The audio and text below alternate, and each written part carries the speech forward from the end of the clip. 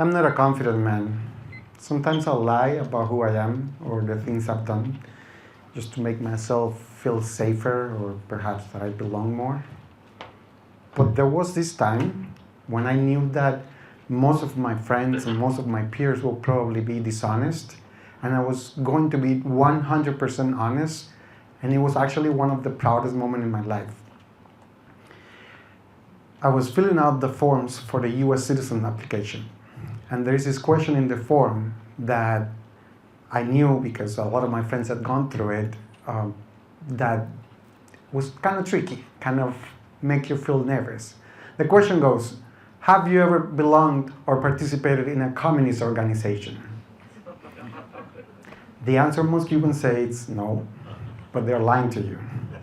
The answer I gave was no, but I was being 100% honest.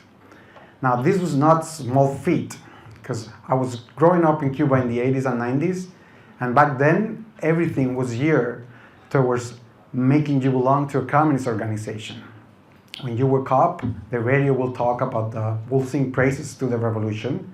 When you walked up to your house, all of the signs on the streets will say stuff about the revolution. There was this big sign by my house that said, Patria es revolución, which loosely translates as the homeland is the revolution.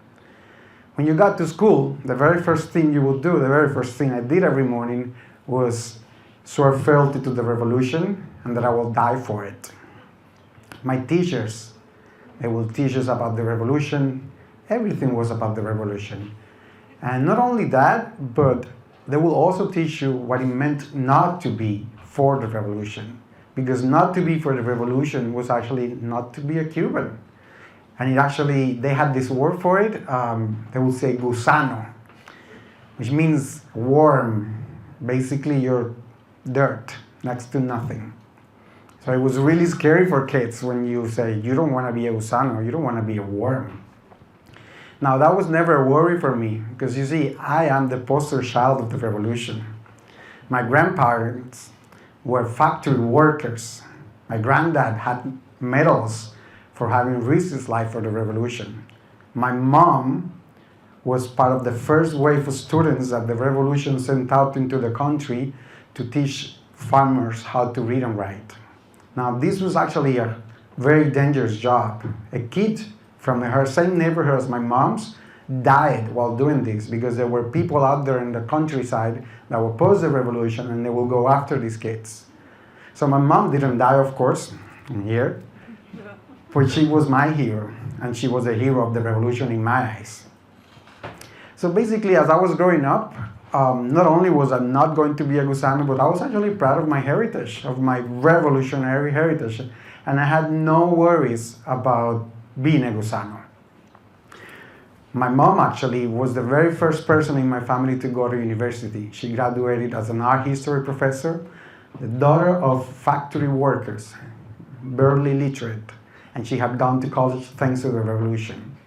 And because of this, she chose to share that knowledge with the workers. She will teach workers art history. And whenever she had a field trip to the old city, she would take me with. I was super excited to ditch school because I was maybe 8, 7 when that started.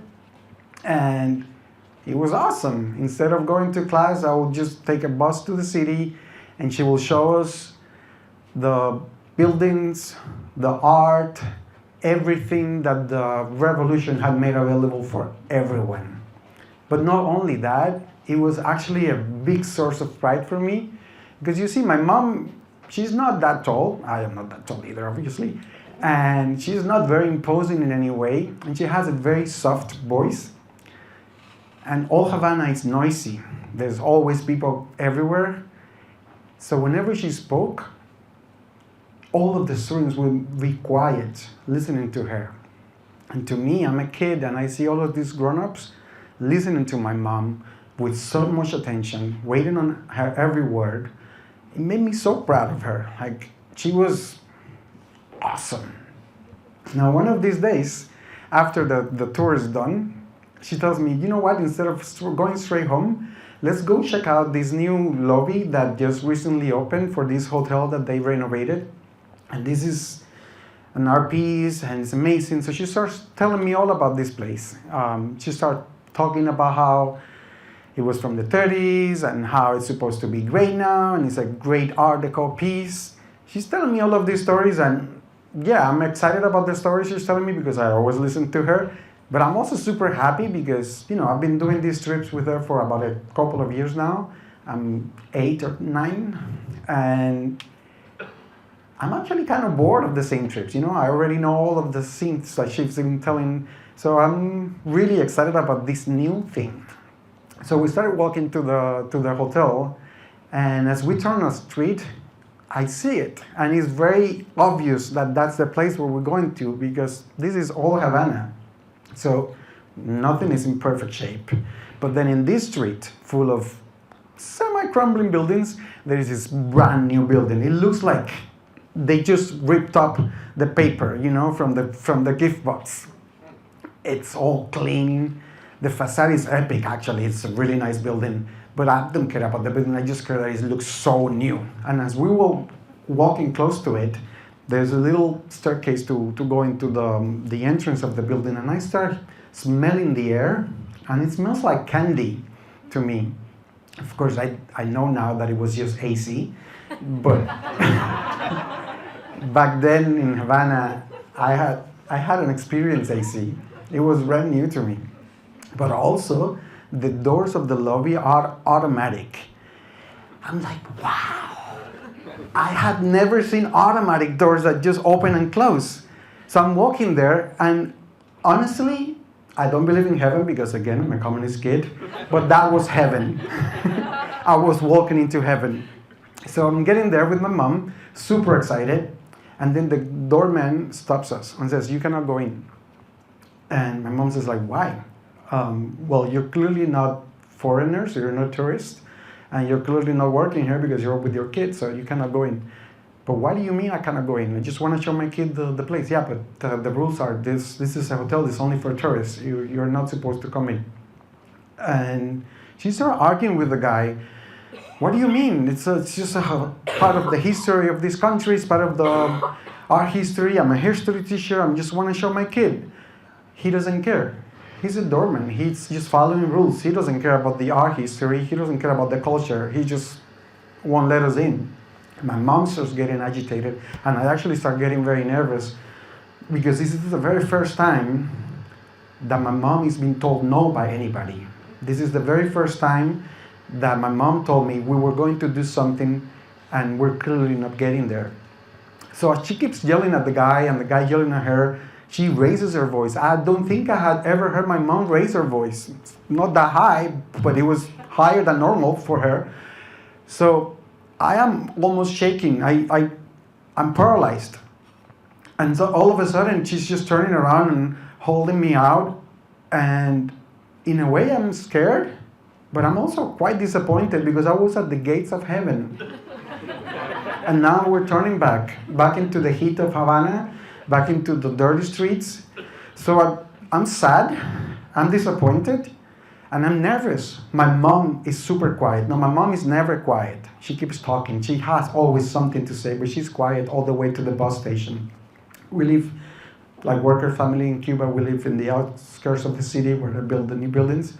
So it's a bus ride back home, which I always look forward because that's when she will tell me about the trip we did and she will drill me on the stuff that she taught so that I know that I'm learning. It makes me happy to make her happy.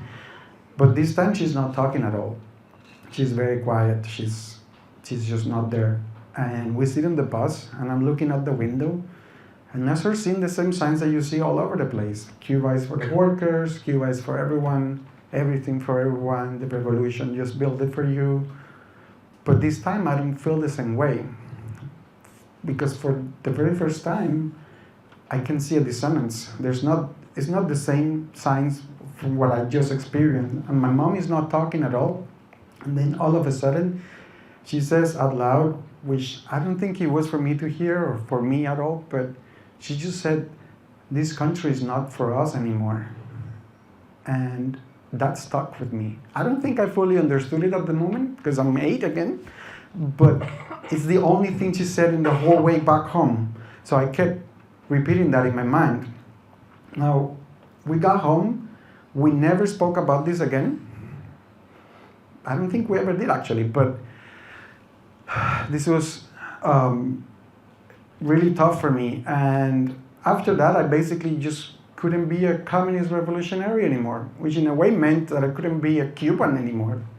So whenever in school they had these parties where they will kind of like tap you in to become part of this organization or that organization and to join this mass movement or whatever, they didn't even ask me because they knew I wasn't going to be one of those. They knew that. So when I'm filling out this form for becoming a US citizen and they ask, have you ever belong to a communist organization? I said no, full of pride. But not only because of that, but also because I'm filling out this form to become a US citizen because I choose to belong, because I choose to be there, and I choose to be an American, and it has nothing to do with propaganda, with what anyone says. And you know what? I've been back to Cuba a couple of times after that to visit family. I never went into the hotel lobby.